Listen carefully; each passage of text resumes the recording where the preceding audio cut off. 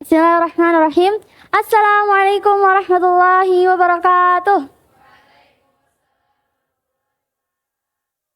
Innal hamdalillah nahmaduhu wa nasta'inuhu wa nastaghfiruh wa na'udzu billahi min syururi anfusina wa min sayyiati a'malina. Man yahdihillahu fala mudilla lahu wa man yudlil fala hadiya lahu. Asyhadu an la ilaha illallah wa asyhadu anna Muhammadan abduhu wa rasuluhu la nabiyya wa la rasula ba'dah. Amma ba'du. Kaifa halukunna?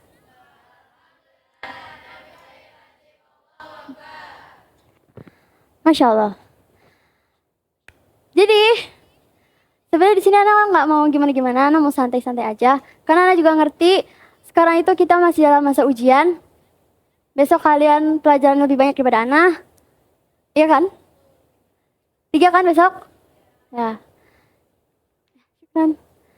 Jadi Ana di sini nggak mau nyampein materi yang berat-berat. Ana pengen sekadar cerita-cerita aja, cerita-cerita. Tapi sebelumnya, Ana pengen kita itu apa ya? Nutahhirul qulub wa nukhallisun niyyah. Ana pengen kita itu duduk kita di sini, itu tuh emang lihatnya ikhlas.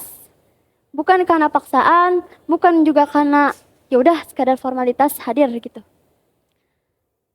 Gimana? Udah pada ikhlas belum hatinya? Karena kalau misalkan kita nggak ikhlas, itu kita bakalan berat. Jadi kayak kita sejam duduk di sini tuh rasanya kayak beribu-ribu abad gitu. Jadi sebenarnya gini, Ana itu diamanahi buat ngisi tentang pokoknya hal-hal yang berkaitan dengan Ramadan. Tapi Ana yakin kalau misalkan sekarang Ana bawa dalil ya ayyuhalladzina amanu kutiba alaikumusyamu, itu kan pasti udah bosan kan? Udah bosan kan juga Ana yakin udah pada hafal ayatnya. Jadi, Ana mau menjelaskan tentang ini berkaitan sama Ramadan juga, tapi dia punya nilai lebih. Jadi dia bukan cuma sekadar berkaitan dengan Ramadan doang. Apa itu? Ana mau cerita, mau sharing tentang hakikat bahwa bulan Ramadan itu adalah bulan perjuangan dan bulan jihad. Atau bahasa Arabnya, Ramadan syahrul jihad wal kifah. Nah, tapi sebelum kita mulai ke materinya, Ana mau bacain satu hadis. Hadisnya itu gini.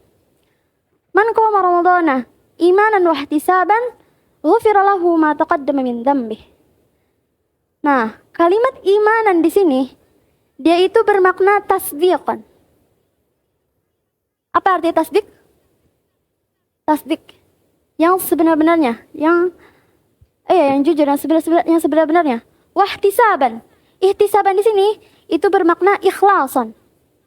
Jadi, man qama ramadhana imanan wahtisaban itu sama aja kayak man qama ramadhana tasdiqan wa ikhlasan. Jadi barang siapa yang berpuasa di bulan Ramadan dengan puasa yang sebenar-benarnya dan puasa yang ikhlas, ghufira lahu ma taqaddama min dzambih, maka dia akan diampuni dosanya dari apa yang telah lalu.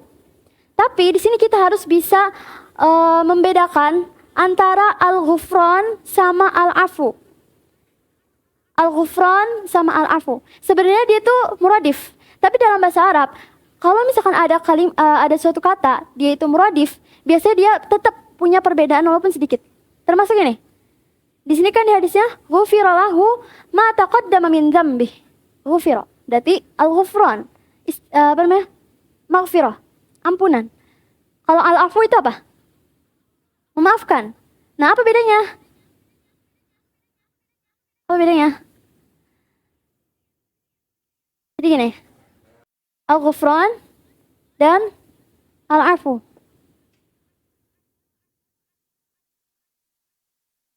Kalau al-ghufran, dia itu diampuni, tapi catatan keburukan dia, catatan dosa dia di kitab Lauhul Mahfuz itu masih tertulis.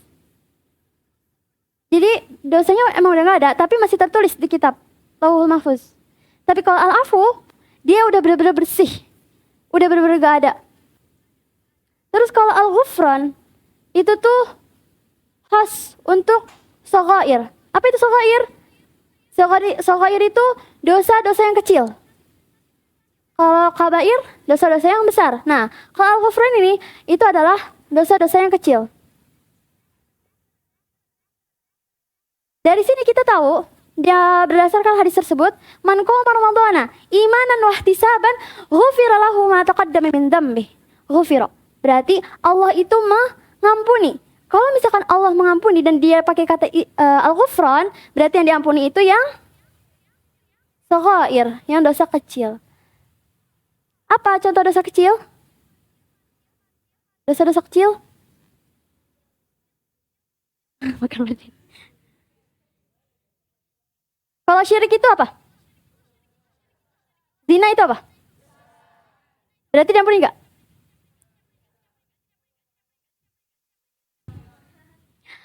Kalau gini, kalau misalkan zina, dia dosa besar.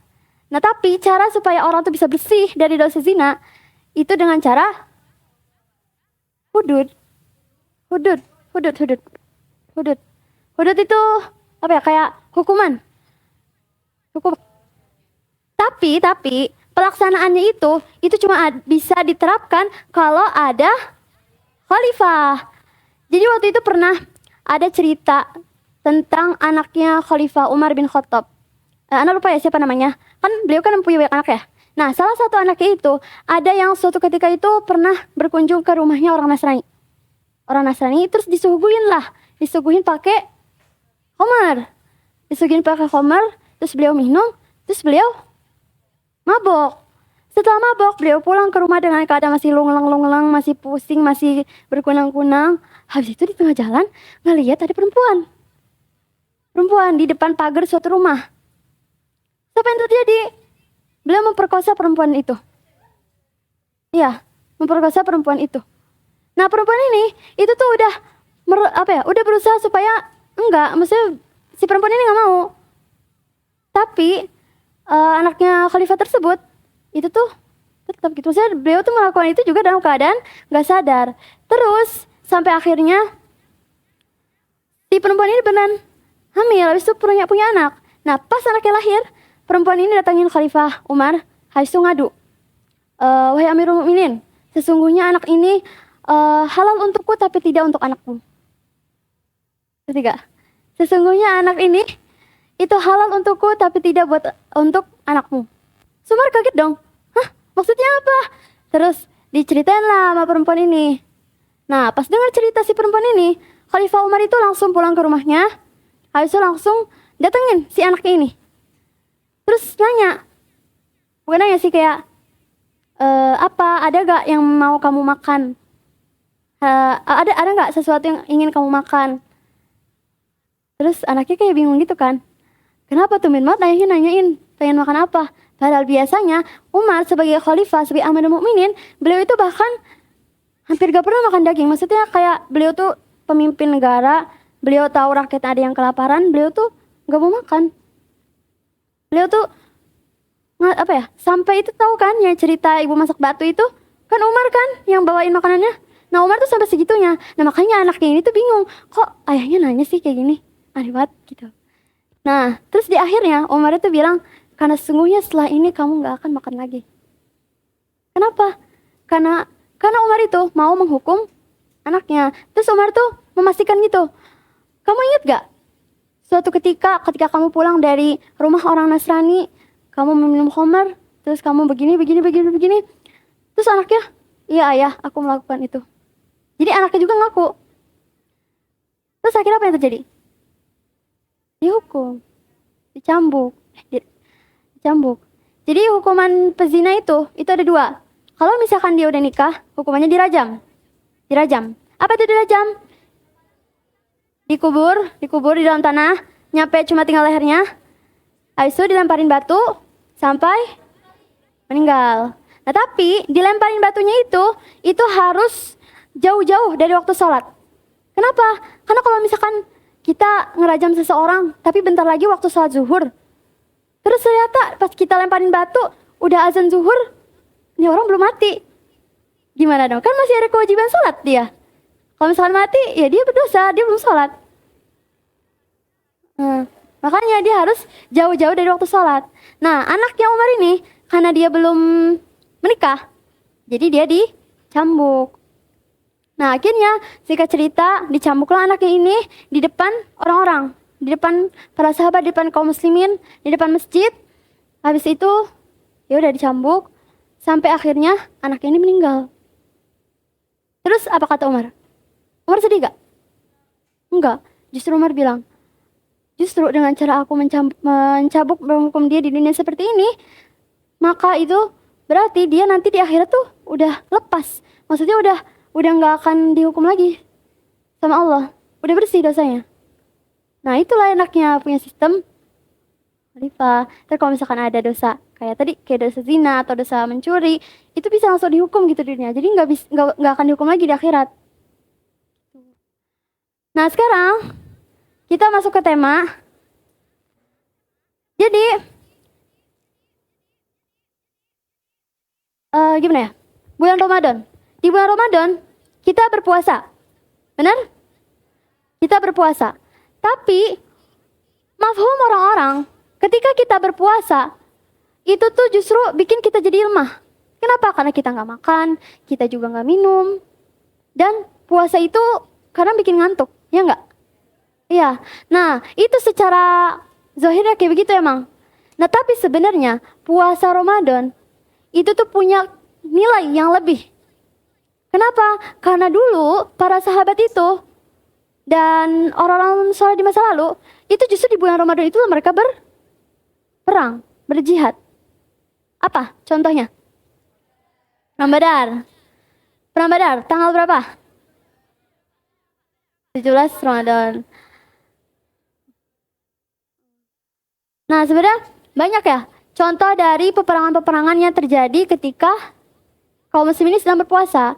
Salah satunya itu yang perang Badar. Dan diriwayatkan jatah sahur untuk para gozin, para ksatria, para prajurit itu cuma kurma, ya kan? Kurma. Bahkan ada di suatu peperangan itu jatah makan seorang tentara itu tuh cuma sebatas ini. Jadi itu tuh saking mencekamnya perang di zaman dahulu, itu tuh sampai jatah makanan untuk tentara itu cuma sekadar, jadi ada orang, nanti orangnya ini bertugas buat bawain keliling sambil bawa dua baskom gede. Isinya apa? Yang satu isinya minyak zaitun, yang satu isinya tepung keras gitu. Tepung kasar. Terus nanti kan dioperin tuh keliling nih si tentaranya ini, ada satu orang yang bertugas itu.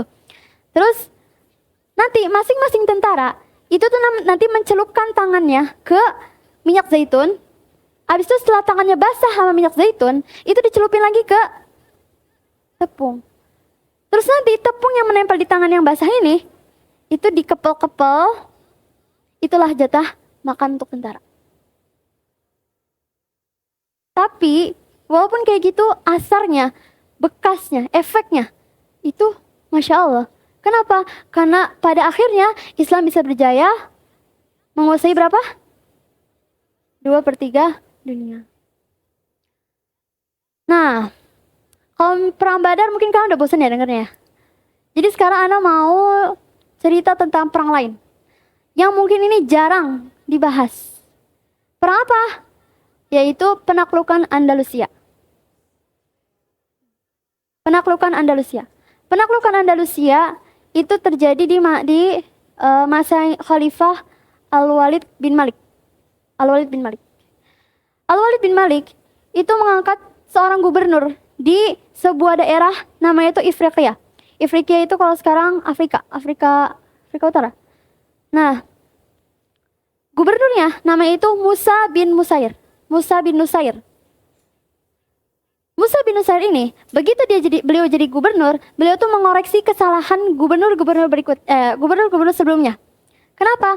Karena di masa itu daerah-daerah bagian Afrika sana, itu tuh rawan apa? Rawan para penduduknya itu murtad dari Islam. Karena emang Islam itu belum kokoh. Nah, akhirnya dievaluasilah sama Musa bin Nusair. Kenapa nih alasannya? Ternyata dari hasil penelitian beliau, para gubernur sebelum beliau itu lebih fokus ke gimana caranya menaklukkan negeri baru. tapi nggak fokus untuk menguatkan akidah orang-orang yang di dalamnya. Makanya pada akhirnya banyak orang yang goyah, banyak orang yang murtad. Nah, Musa bin Nusair itu nggak mau kayak gitu. Akhirnya ketika beliau melakukan futuhat, sebelum beliau pindah ke daerah lain, beliau tuh bakalan pastiin dulu, ini penduduk negeri ini emang Islamnya udah kokoh.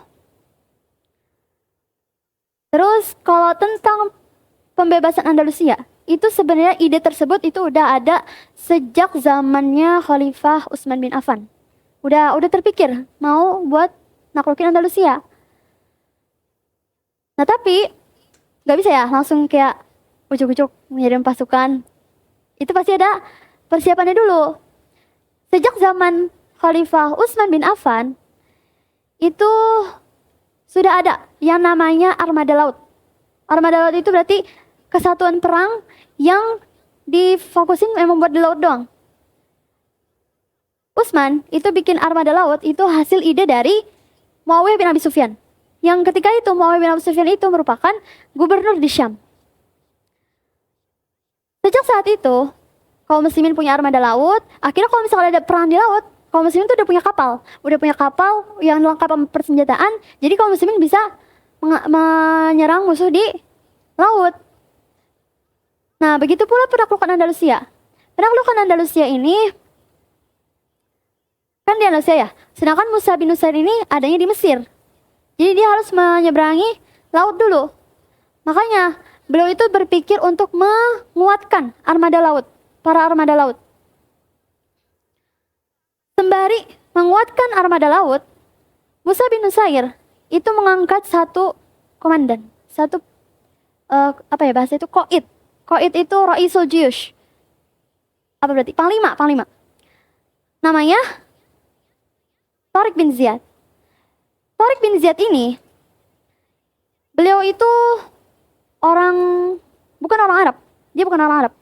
Kulitnya hitam. Tapi meskipun beliau itu bukan orang Arab, tapi beliau itu jago bahasa Arab. Terus beliau juga ahli ibadah. Dan beliau itu terkenal sebagai komandan yang berani, yang emang punya kemampuan, yang punya ketangkasan. Jadi emang udah terkenal gitu. Nah terus, Tariq bin Ziyad ini,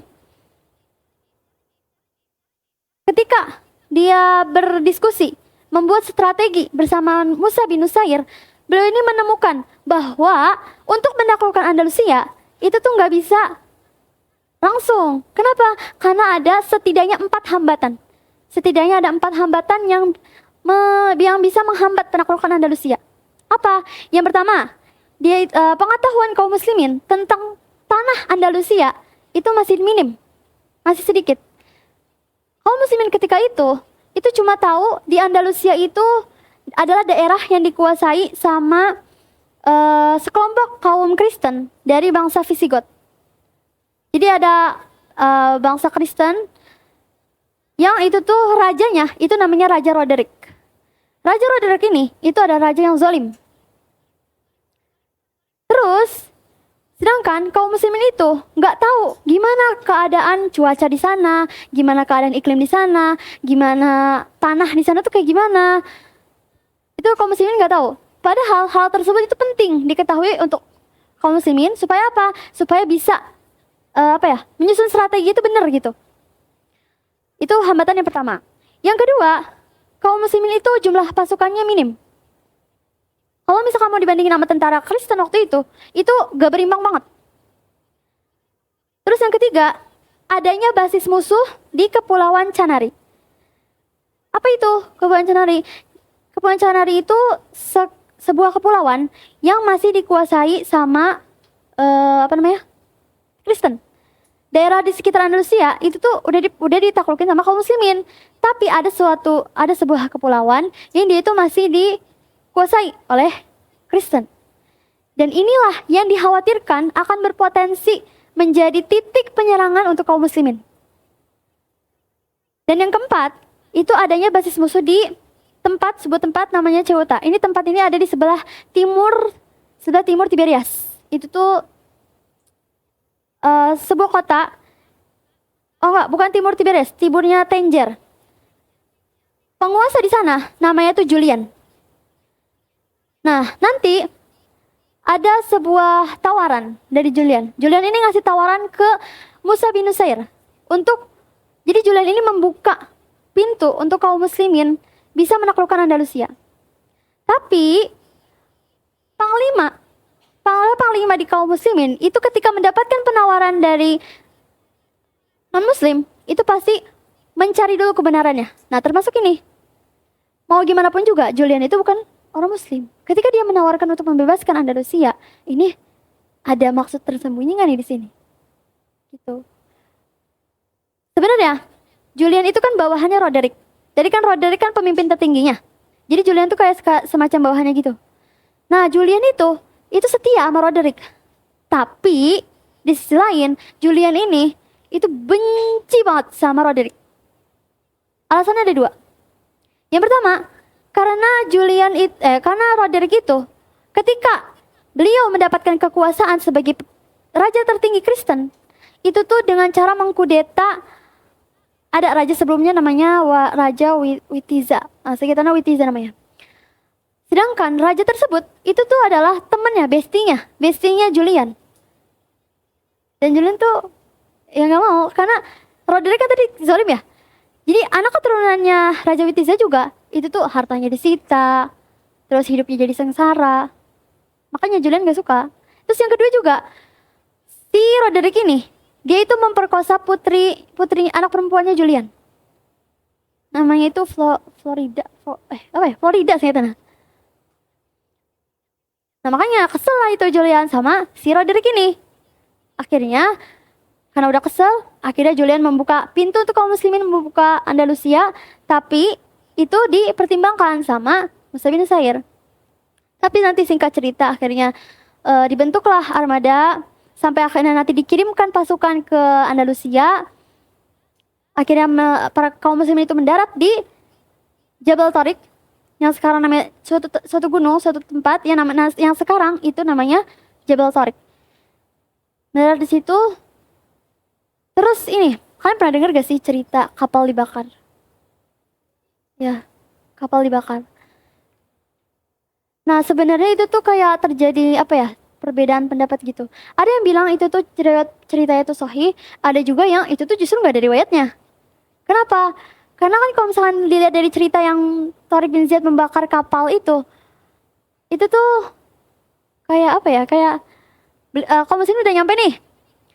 Terus begitu nyampe kapalnya dibakar. Terus Tariq bin Ziyad itu khutbah kan.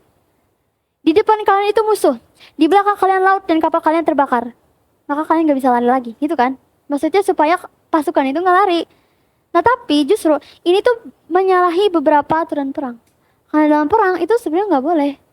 Gak boleh melukai, mencederai.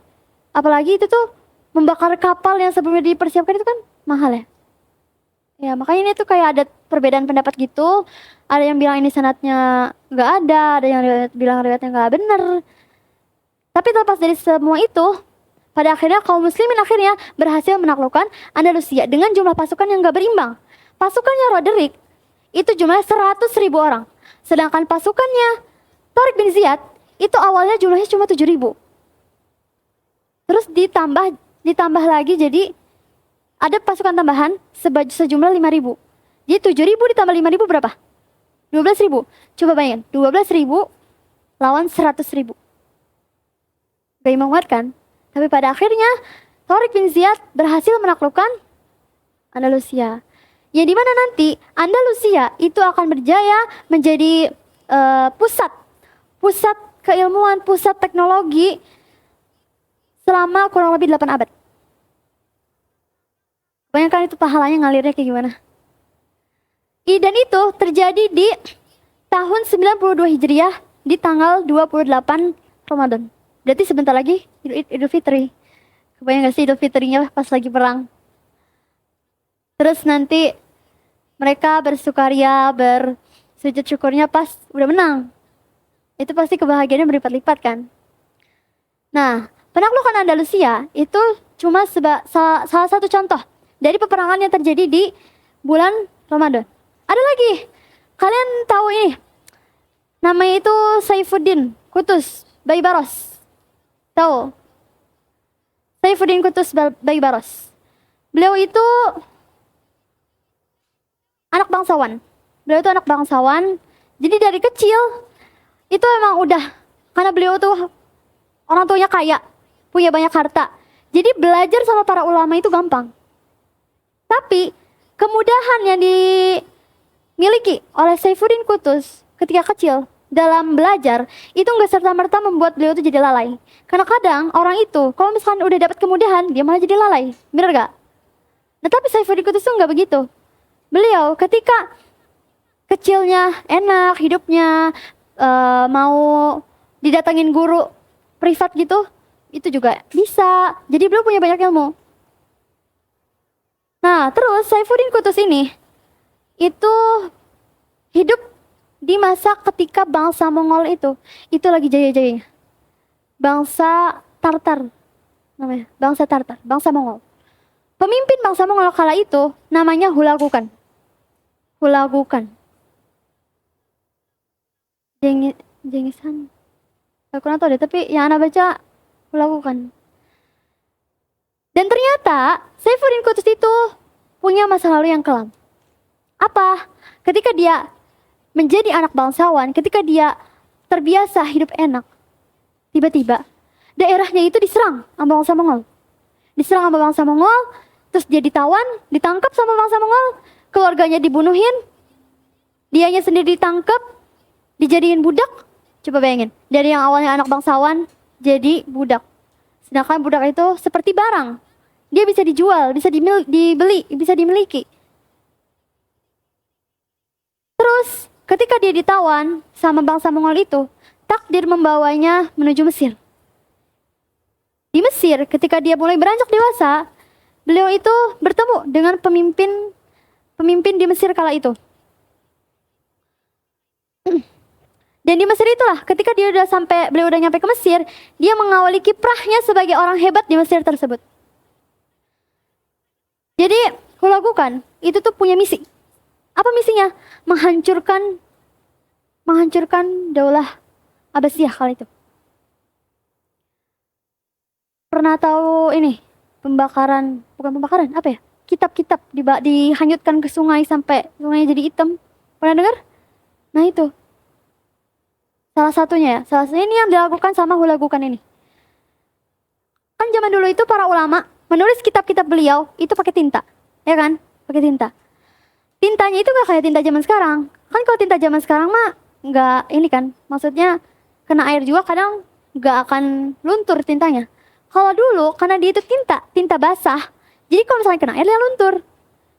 Dan apalagi ini tuh Bani Abbasiyah ya. Bani Abbasiyah itu emang puncaknya keilmuan Islam itu menyebar.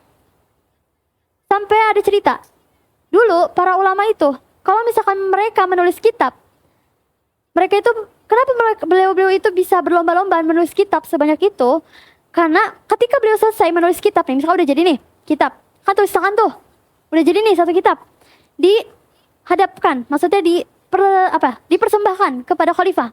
Wahai khalifah, ini kitab buatanku, mohon diterima. Nah, nanti biasanya sama khalifah tuh dibaca dulu, ini layak apa enggak.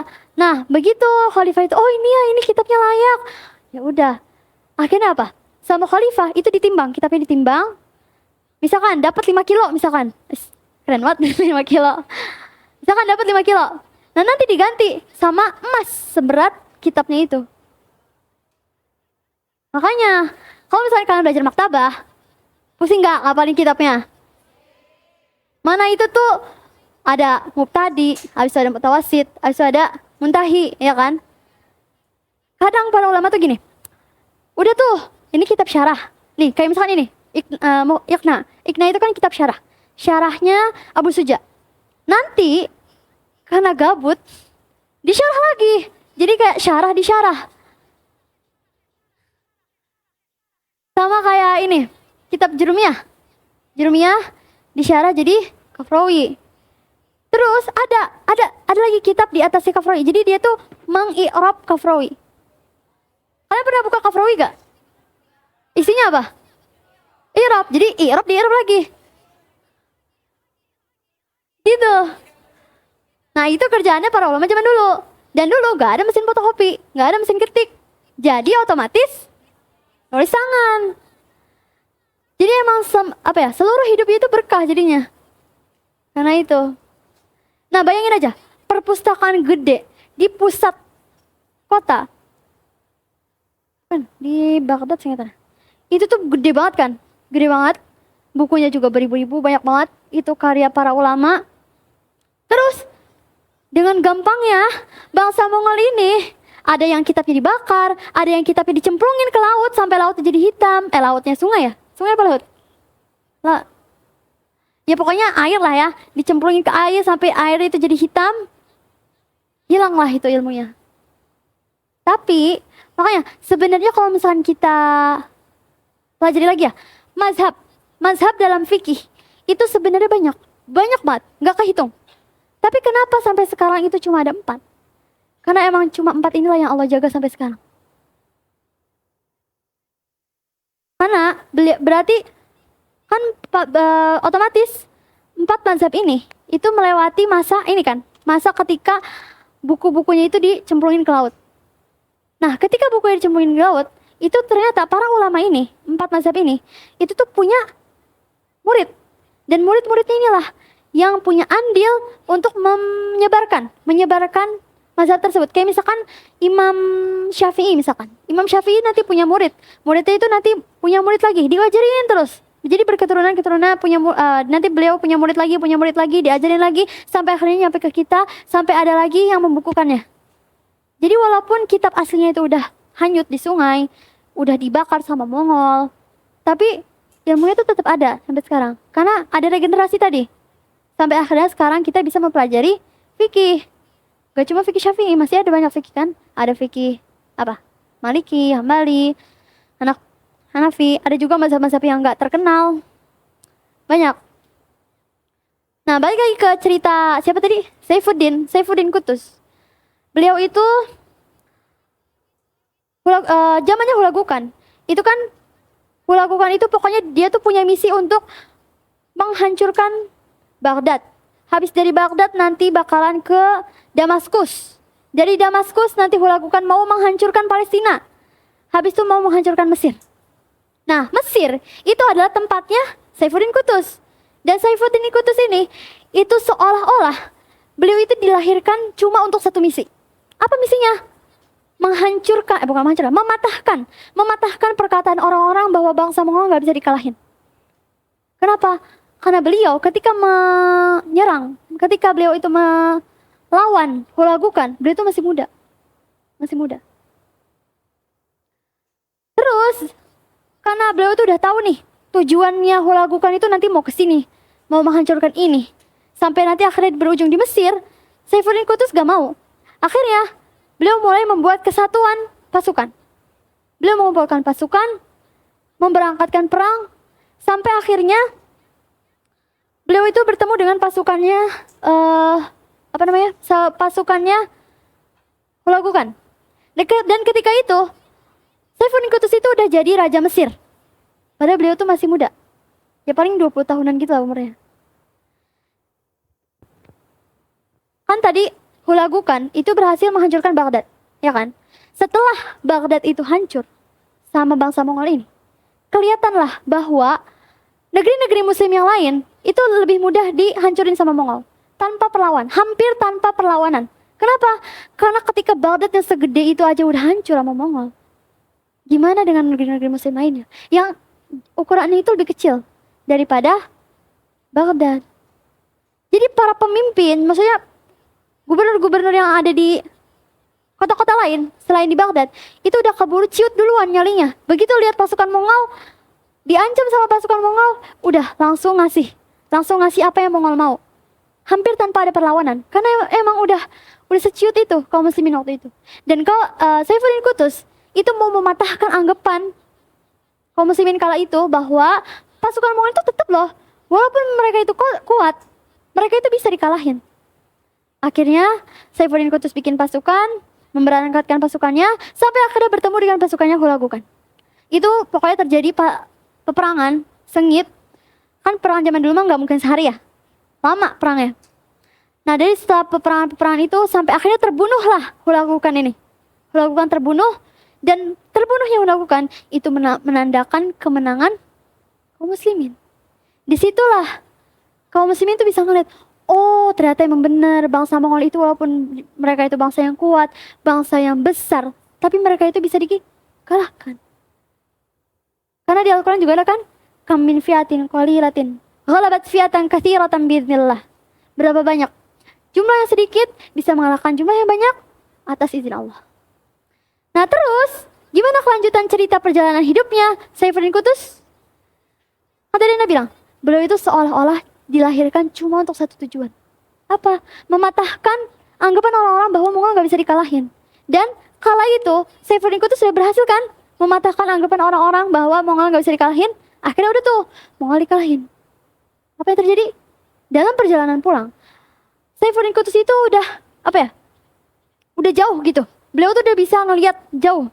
Nanti setelah beliau mengalahkan, Hulagukan, ntar beliau tuh mau membuka futuhat-futuhat yang nanti futuhatnya itu bisa mengarahkan beliau menuju penaklukan Konstantinopel. Salah satunya, itu tuh beliau membuka jalan gimana caranya bisa masuk ke Konstantinopel itu dengan membebaskan Turki, dengan membebaskan, Anda lupa sih kata-katanya. Tapi pokoknya panjang, visi beliau, tekad beliau tuh udah gede. Tapi sayangnya, visi beliau, tekad beliau yang udah gede, yang udah sebulat itu, yang udah sekokoh itu dihancurkan. Bukan dihancurkan sih, karena ini udah doanya Allah juga ya. Ada salah satu bawahan beliau, salah satu panglima beliau, namanya itu Ruknuddin. Ruknuddin itu berkhianat. Dalam perjalanan pulang, beliau itu membunuh Saifuddin Qutuz. Jadi Saifuddin Qutuz lagi berkuda, terus dari belakang Ruknuddin ini ngambil panah, ngambil busurnya, dipanah, kena Saifuddin Qutuz. Jatuh beliau. Terus gak lama akhirnya Saifuddin Qutuz itu meninggal. Nah, bisa kalian bayangin kan? Maksudnya ngebunuh sesama kaum muslimin. Kan Ruknuddin ini kan muslim ya. Membunuh sesama kaum muslimin aja, itu sebenarnya gak boleh. Ya kan? Dosa besar.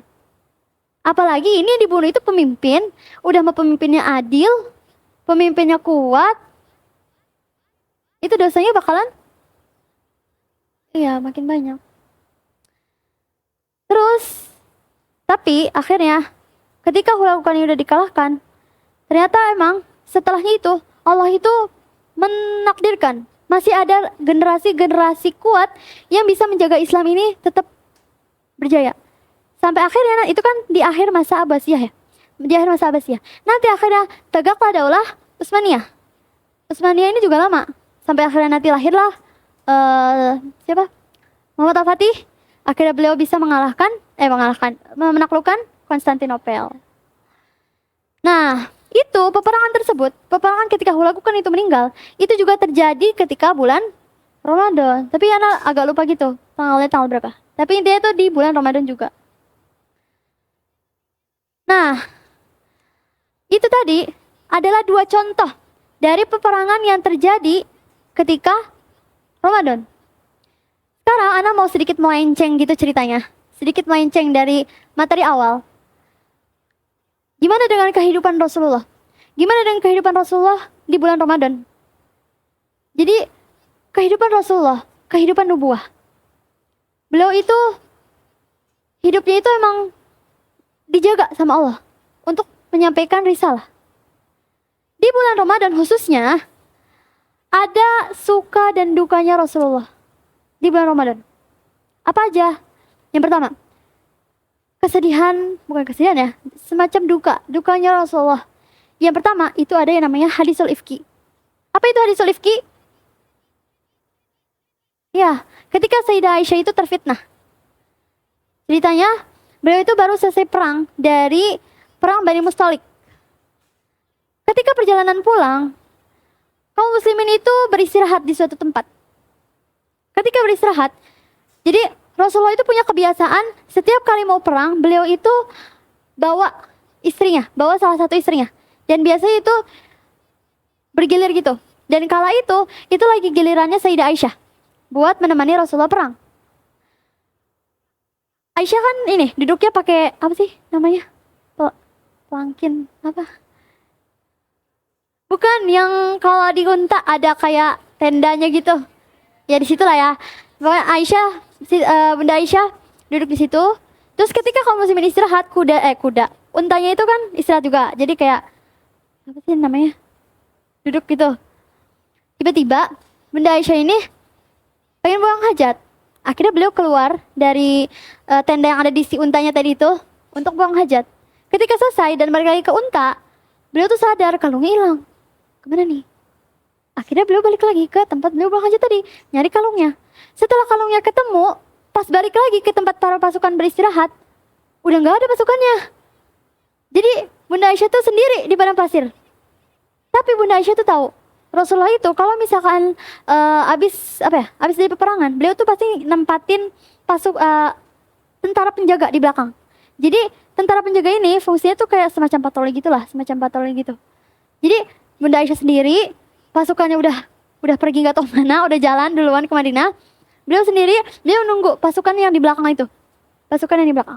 Sampai akhirnya lewatlah seorang tentara, maksudnya prajuritnya Rasulullah. Nah, lalu juga lupa ini siapa namanya. Akhirnya sahabat ini kaget kan lihat Bunda Aisyah sendiri di padang pasir. Maksudnya kayak baik kalian bayangin aja padang pasir sendiri perempuan. Ayo. Akhirnya sama sahabat ini ditanya, kenapa Bunda Aisyah sendiri di situ? Akhirnya Bunda Aisyah bilang, ini ketinggalan rombongan gitu. Akhirnya dibawalah sama sahabat ini, dibawa sampai Madinah. Terjadilah fitnah.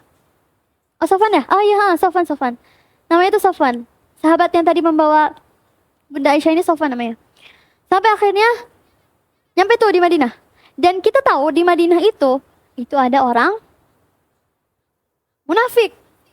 Siapa pimpinannya? Abdullah bin Ubay bin Salul. Nah, orang-orang munafik itu begitu ngelihat Bunda Aisyah, siapa itu yang bersama Bunda Aisyah? Bukan mahramnya kan? Pasti jelas. Nah, mulailah disebarkan fitnah.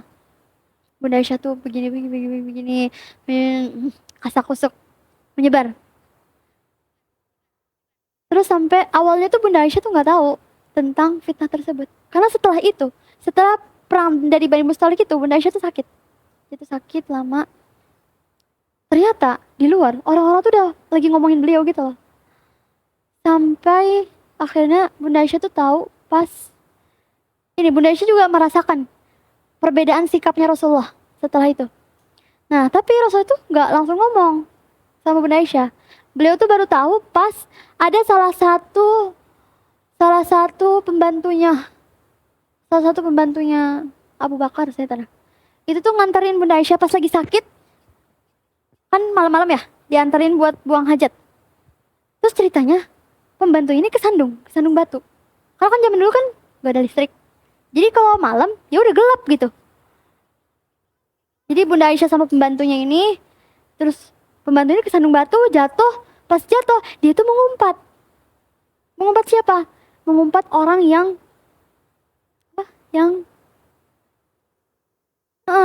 menyebarkan fitnah itu, yang menyebarkan fitnah. Terus Bunda Aisyah bingung dong, maksudnya kaget, kenapa pembantunya bisa sampai mengumpat orang kayak gitu.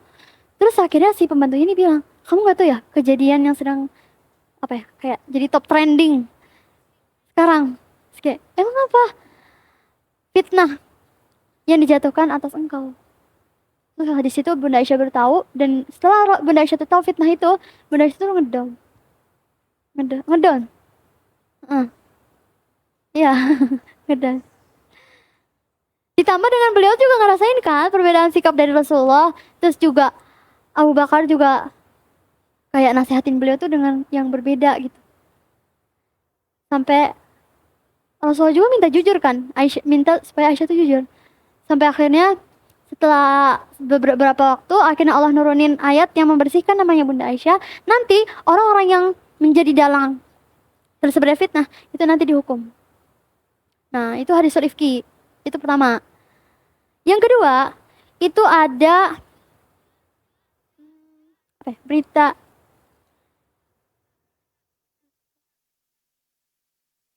Oh ini, kan kalau tadi yang dukanya ya.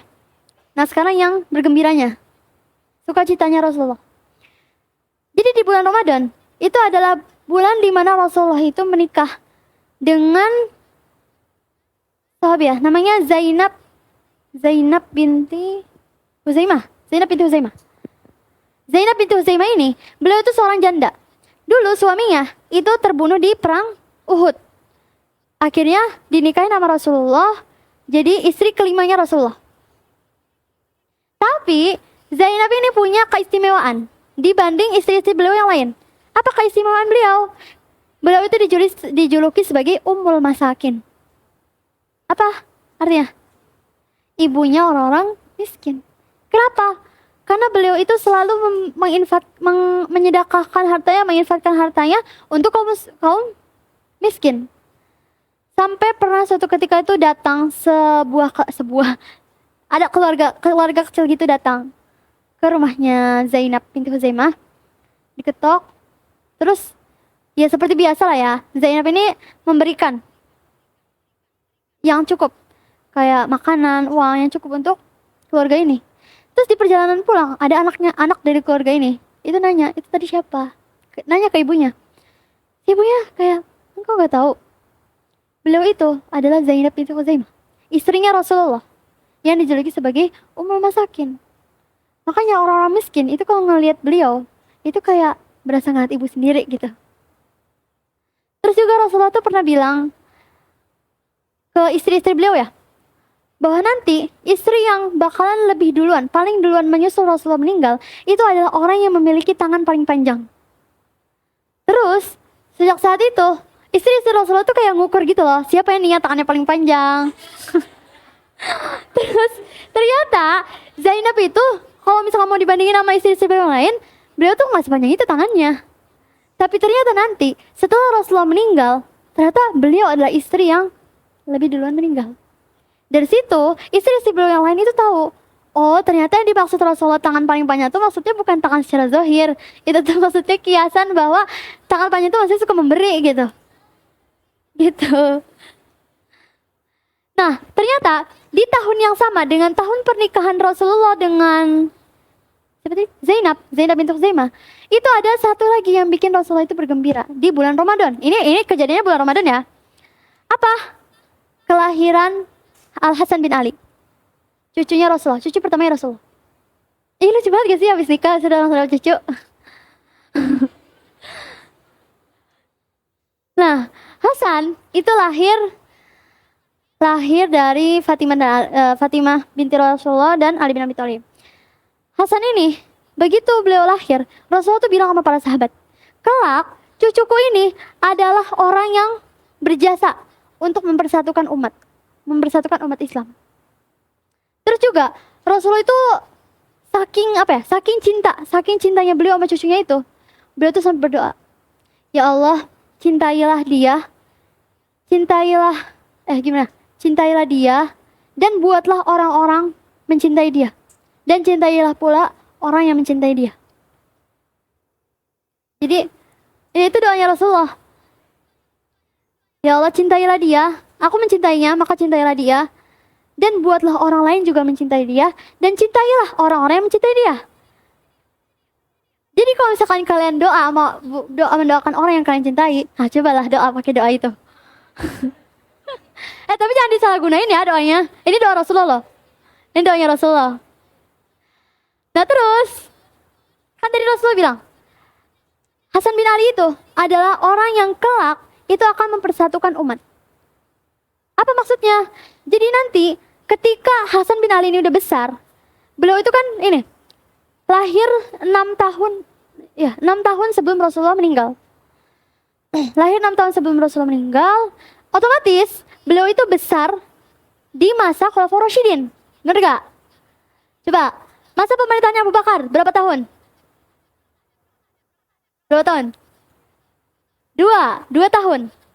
Abu Bakar 2 tahun. Umar berapa tahun? 10 tahun. Utsman Utsman 13 tahun.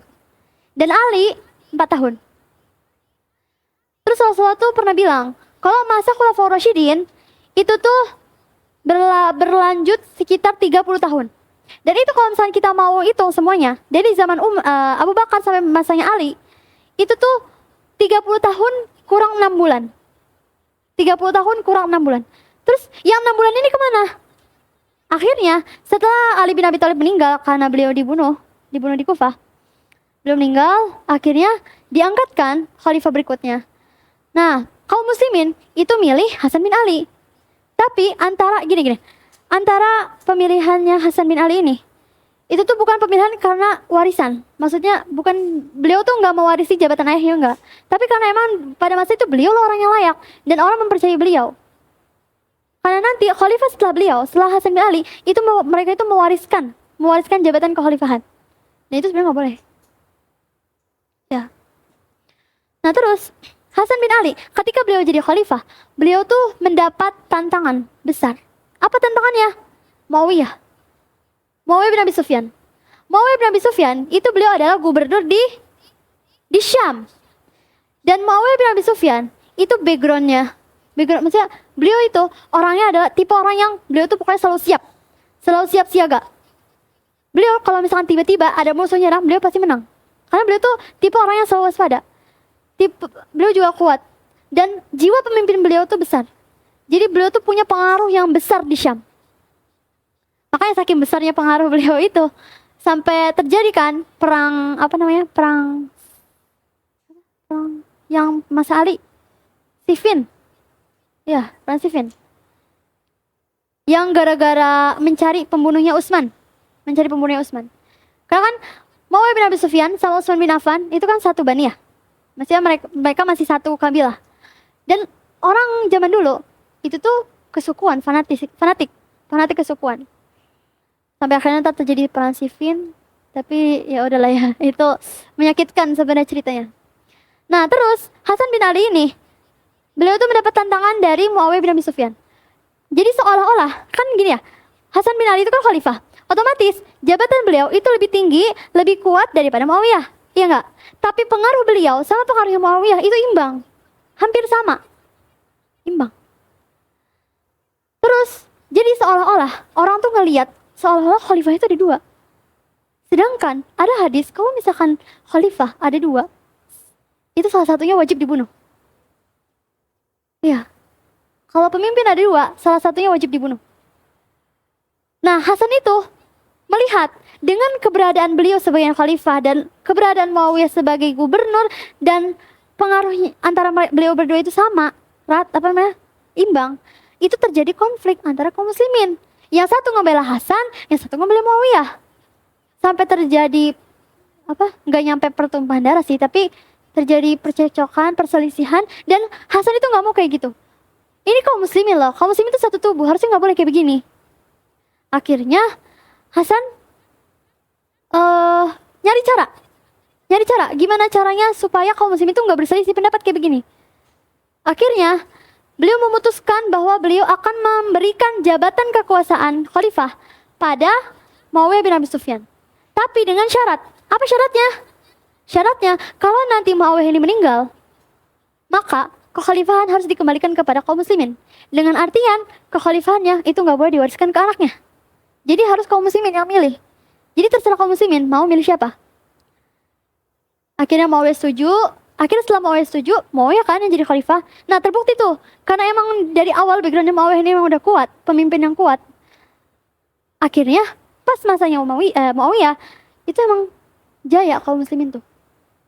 Futuhat itu banyak. Ya. Dan Muawiyah ini menjabat khalifah tuh puluhan tahun. Sekitar 20 tahun sekitar. Dan waktu itu Hasan udah meninggal. Karena Hasan itu beliau tuh usianya nggak panjang. Dibunuh, diracun. Terus nanti ketika Hasan itu memberikan jabatan kekhalifahan kepada Muawiyah, dia itu ditentang habis-habisan sama adiknya sendiri. Siapa adiknya? Husain, iya. Husain. Beliau ditentang sama Husain. Karena antara Hasan sama Husain itu sebenarnya mereka itu punya dua karakter yang sedikit bertolak belakang. Karena Hasan itu lebih mewarisi sifat ibunya. Fatimah ya, yang penuh dengan kasih sayang, kelembutan. Sedangkan kalau Husain itu lebih mewarisi sifat ayahnya, Ali, iya. Yang beliau tuh kuat, maksudnya kayak sampai kan awalnya Al Hasan juga kan mau dikasih nama Harb kan sama Ali. Saking Ali tuh emang semujahid itu loh. Sampai mau dikasih nama itu Harb. Harb kan artinya perang kan. Tapi sama Rasulullah nggak disetujui. Akhirnya dikasih nama Hasan sama Rasulullah. Terus pas Husain lahir, Ali ngasih nama Harb lagi ke Husain. Tapi sama Rasulullah nggak setuju juga. Akhirnya dikasih nama Husain. Gitu. Nah, kenapa Husain itu nggak setuju? Karena Husain tuh kayak udah beliau tuh udah bisa ngebaca gitu loh. Karakternya Muawiyah tuh begini. Dan sebenarnya emang nggak boleh kan. Misalnya kayak beliau tuh punya pendapat lain lah. Tapi mau gimana pun juga ya, walaupun beliau tuh ditentang sama adanya sendiri, pada akhirnya ketika Muawiyah udah jadi khalifah, itu udah kaum muslimin udah nggak ada pertentangan lagi, langsung bersatu lagi, dan Islam bisa membuka futuhat lain sampai akhirnya Islam bisa berjaya di masanya Muawiyah. Nah tapi di akhir masa jabatannya, di akhir kehidupannya Muawiyah kan udah tua ya, beliau melanggar syarat yang diberikan sama siapa? Sama Hasan. Beliau tuh punya anak namanya Yazid bin Muawiyah. Nanti Muawiyah ini itu memberikan jabatan kekhalifahan itu kepada Yazid. Padahal orang-orang tuh tahu Yazid tuh nggak layak jadi khalifah. Dia itu gimana ya? Dia tuh lalai, terus juga dia tuh orangnya zolim. Sampai akhirnya nanti kan di masanya Yazid bin Muawiyah terjadi perang Karbala. Tragedi berdarah Karbala. Yang sampai Husain bin Ali meninggal di situ. Husain bin Ali dan sekitar 80 ahlul bait meninggal di tanah Karbala. Sebenarnya materi Ana udah habis. Dan Ana gak tahu mau ngomong apa lagi. Dan waktu kita juga sudah udah habis. Jadi sekarang Ana mau ini aja. Ana mau ngasih kalian 3 pertanyaan. Nanti yang bisa jawab pertanyaan Ana, ntar tagih hadiahnya habis ini ya. Coba nih. Ada yang ingat gak?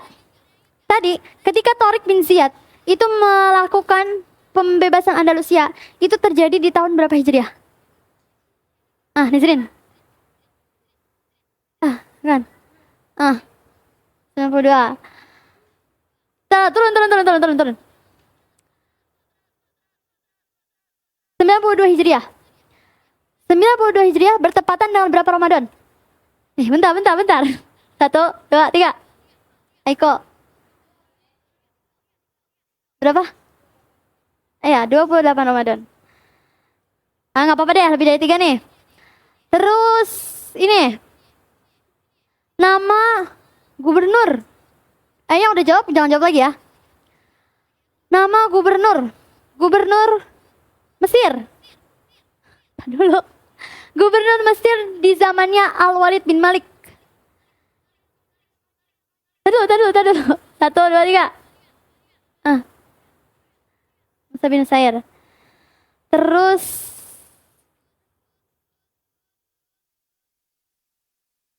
pasukannya Tariq bin Ziyad. Bentar. 1, 2, 3. Jumlah. 1, 2, 3. Itu belakang siapa? Alika. Jadi berapa? 12.000. Terus ini, Ana mau ada perwakilan dari kalian yang bacain doanya Rasulullah ke Hasan. Yang megang mic. Enggak dong, kan tadi Ana juga gak pakai bahasa Arab kan?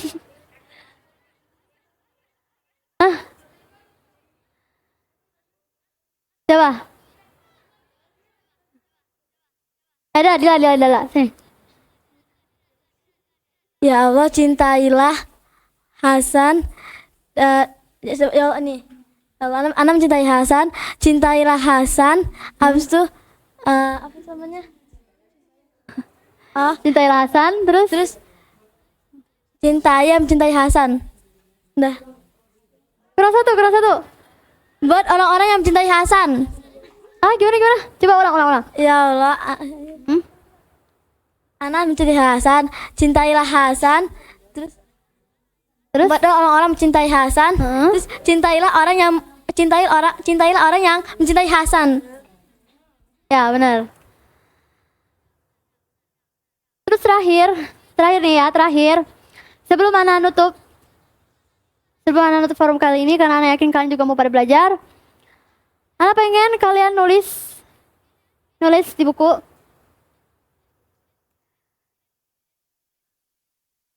Jadi gini, seperti yang kita tahu, yang namanya ajal itu bisa kapan aja kan. Maksudnya nggak ada yang tahu kan kita bakal meninggal kapan. Belum tentu juga Idul Fitri kali ini kita masih hidup. Ya kan? Jadi Ana pengen kalian menuliskan apa yang mau kalian, peran apa yang mau kalian lakukan di bulan Ramadan ini. Kan kalau misalkan kayak tadi, Ramadan Syahrul Jihad, berarti kan para sahabat itu punya peran ketika bulan Ramadan. Apa peran beliau? Jihad, membuka futuhat untuk kaum muslimin. Nah, kita sebagai orang yang hidup di masa di mana tidak ada kekhalifahan, kita pasti nggak bisa kan ikutan jihad juga. Tapi kita bisa memanfaatkan bulan Ramadan ini. Nah, Ana pengen kalian tuh udah punya kegambar gitu. Kalian tuh mau apa gitu di bulan Ramadan ini. Mumpung kita masih ada di awal Ramadan. Hari keberapa Ramadan sekarang? Ke-6. Ya, minggu pertama Ramadan lah ya. 5 apa 6? 5 gak sih? Ya, sekitar itulah ya. Intinya kita masih ada di minggu pertama kita puasa Ramadan. Nah, sekarang coba tulis hal apa yang pengen kalian, kalian tuh pengen membawa perubahan apa di bulan Ramadan ini? Ya, nggak apa-apa, terserah sih, buat diri sendiri atau buat lingkungan. Kan nanti kan juga pulang. Asal ada tugas apa sih biasanya? Tugas dakwah. Ya, tugas dakwah itu. Nah, mungkin ada di antara kalian yang mau ngisi kajian misalkan, atau ada yang mau khutbah, atau ada yang mau pidato. Nah, kalian tuh mau menyampaikan apa ke masyarakat, biar masyarakat itu juga mereka tuh terbuka gitu untuk bisa memanfaatkan bulan Ramadan ini. Tapi dengan perubahan yang nyata gitu. Ini nggak perlu dikomunikasikan, cukup disimpan sama kalian. Harapannya, tulisan kalian itu tuh nanti gak cuma melekat di kertas. Karena kertas itu dia bisa terurai nanti. Tapi itu membekas di hati. Karena kalau misalkan ada membekas di hati, dia berubah jadi tekad. Dan ketika tekad itu udah gede, udah besar, yaitu seperti yang tadi, seperti Thorpin Ziyad, seperti Saifuddin Qutuz, seperti Muhammad Al-Fatih, yang beliau itu tekadnya udah gede, udah besar, udah kuat, maka nggak ada orang yang bisa menghancurkan tekad beliau. Satu aja, nggak usah banyak.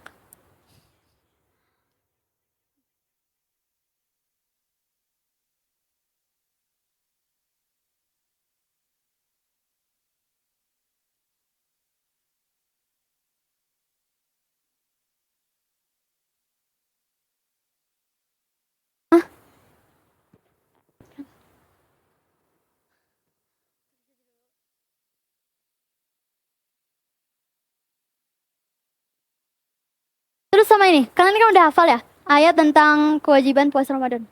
Ya ayyuhalladzina amanu kutiba alaikumusiyam la'allakum tattaqun. Terus seperti yang udah sering banget saya tadi bilang ya, itu pakai ada harfun nida kan di situ, ya kan? Itu maknanya apa?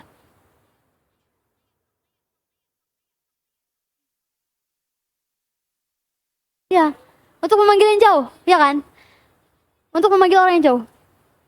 Maksudnya jauh, itu mungkin kaum muslimin ketika belum waktunya Ramadan, mereka itu lalai. Nah, tanbih dengan harfun nida yang ada di ayat itu tuh untuk menyadarkan kaum muslimin, ayo kita taat di bulan Ramadan ini. Terus goyah itu apa? Tujuannya puasa Ramadan Itu ada di ujung ayat tersebut. Apa tujuannya? La'allakum tattaqun, agar kalian bertakwa. Terus juga berdasarkan hadis yang tadi itu, man qama ramadhana imanan wa ihtisaban, ghufira lahu ma taqaddama min dzambi. Nah, kalau misalkan bulan Ramadan itu nggak bikin kita bertakwa, kita harus banyak istighfar. Kemana aja kita Ramadan? Kalau misalkan di bulan Ramadan aja kita nggak bertakwa, gimana mau di bulan yang lain? Dan tadi kemarin bilang kan, kemarin apa tadi pagi? Tadi pagi ya? Yang bilang kalau kau apa? Gimana? Kalau misalkan gimana ya? Kita tuh nggak boleh cuma di bulan Ramadan doang. Itunya apa? Saatnya. Tapi harus berlanjut sampai berikutnya. Seburuk-buruknya orang bukan sih tadi tuh seburuk-buruknya orang itu mereka yang bersemangat itu cuma bulan Ramadan doang. Tapi yang lebih buruk daripada orang yang buruk itu adalah orang yang di bulan Ramadan juga mereka nggak taat. Oke, mungkin segitu aja yang bisa Ana sampaikan hari ini. Agak lebih ya sebenarnya. Semoga bisa bermanfaat untuk kita semua.